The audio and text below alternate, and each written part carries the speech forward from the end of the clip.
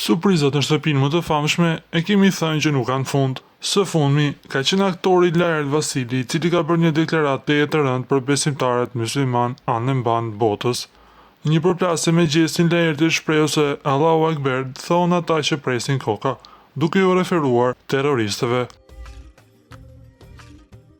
Kjo deklaratë e tmerrshme nga aktori ka bërë që të reagojë dhe Hoxha Ahmet Kalaja, ku ka kërkuar të merren masa ndaj tij nga produksioni, Komisioni kundër diskriminimit dhe institucionit. Kjo deklaratë e Laertit erdhi gjatë një acarimi tepër të madh, gjatë debatit që pati me gjestin.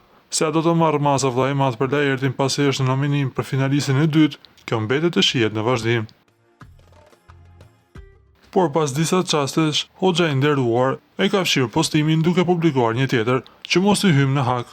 Ajo e thënë aty pas ka qenë shkak pasoj, jo bindje e Laertit vet, deklaroi ai duke qetësuar dhe fancat, të cilët kishin reaguar mjaftashpër në rrjetet e tyre sociale.